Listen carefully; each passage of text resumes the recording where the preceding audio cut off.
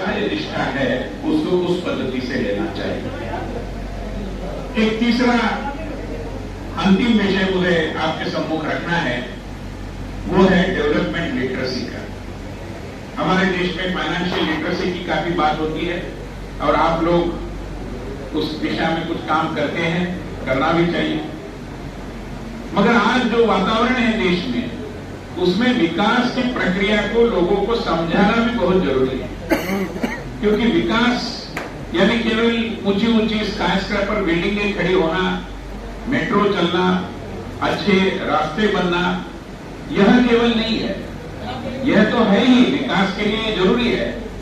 मगर जब तक आम जनता को विकास की प्रक्रिया का कास्केडिंग इफेक्ट ध्यान में नहीं आता, तब तक विकास के बारे में जो लिटरेसी है वो बढ़ती है।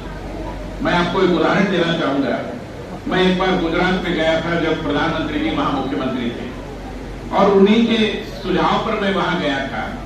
और जो उन्होंने 24/7 इलेक्ट्रिसिटी ऊर्जा उपलब्ध कराई थी, उसके परिणाम उनका आकलन करने के लिए मैं गया था as a researcher kind of.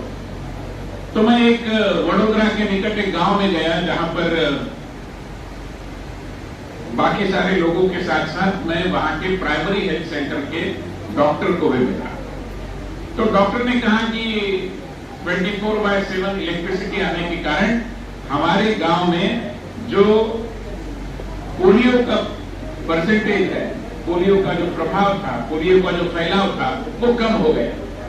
तो मुझे ध्यान में नहीं आया, क्योंकि स्वास्थ्य के विषय में 24/7 इलेक्ट्रिसिटी मिलने का और पोलियो का क्या संबंध है।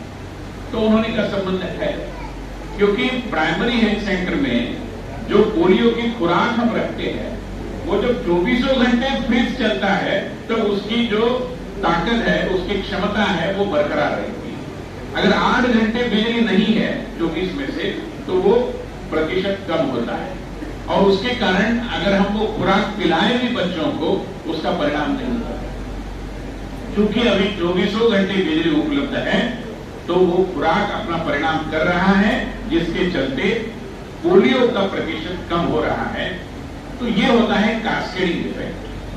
तो विकास का जो कास्केडिंग इफेक्ट है, लोगों को ये पता होना चाहिए कि बुलेट ट्रेन आने से क्या होता है, मेट्रो आने से क्या होता है, किस पद्धति से नए नए रोजगारों का सृजन होता है।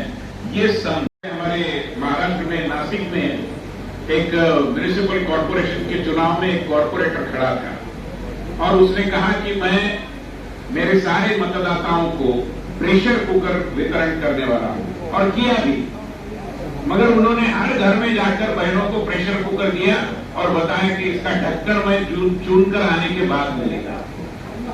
तो जब तक प्रेशर कुकर का ढक्कन नहीं है, कुकर तो एक बर्तन है, कुछ है भी नहीं उसमें। मगर इस पद्धति से रेवड़ी बांटने वाले, इस पद्धति से लोगों को गुमराह करने वाले, इस पद्धति से गलत कल्चर को विकसित करने वाले लोग समाज में हैं, और वो गुमराह होते हैं क्योंकि डेवलपमेंट लिटरेसी, विकास की प्रक्रिया का आकलन जितना होना चाहिए समाज में होता है। और इसलिए मेरा आपको निवेदन है कि बाकी तो आप सलाह देते ही, लोगों को देनी भी चाहिए कर और आर्थिक नियोजन के बारे में, मगर उसी के साथ साथ जो विकास का एजेंडा देश के सम्मुख है, उसके बारे में एक जन जागरण, उसके बारे में एक साक्षरता को बढ़ाने का भी आपके एजेंडे में समावेश होगा। तो मैं मानता हूं कि अमृत काल में हमारा देश और अधिक ताकत से, क्षमता से प्रविष्ट होगा। आपने मुझे बुलाया और मेरी बात को सुना, मैं आपका आभारी हूं।